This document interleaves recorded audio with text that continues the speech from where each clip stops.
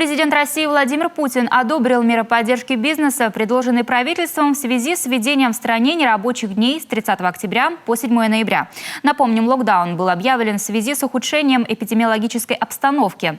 Так, малый бизнес из отраслей, пострадавших от коронавируса, сможет получить единовременную выплату в размере 1 МРОТ на каждого работника. В первую очередь речь идет о компаниях, оказывающих услуги населению. Это культура, спорт, гостиница, общепит и бытовые услуги. Подать заявку на грант можно будет дистанционно через Федеральную налоговую службу России.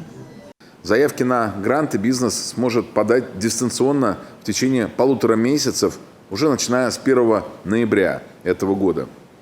Их будет принимать и обрабатывать Федеральная налоговая служба, а средства начнут поступать уже с 15 ноября.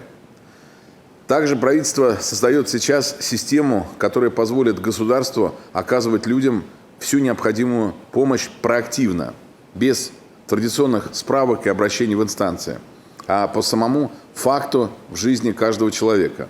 Аналогичная цифровая платформа создается и для помощи малому и среднему бизнесу по поручению президента, чтобы им достаточно было зарегистрироваться для автоматического получения доступа ко всем услугам и сервисам, а также мерам поддержки, в том числе и региональным.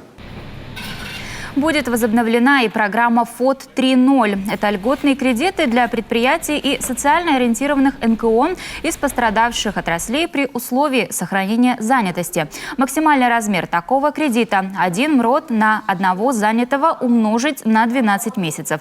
В течение полугода никаких платежей по кредиту делать не нужно. После этого предприятие сможет погашать кредит по льготной ставке 3% годовых.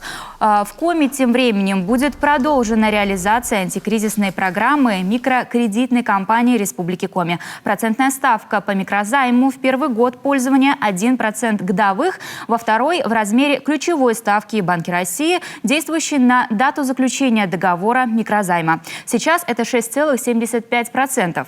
Микрозайм выдается сроком до 2 лет в сумме до 1 миллиона рублей.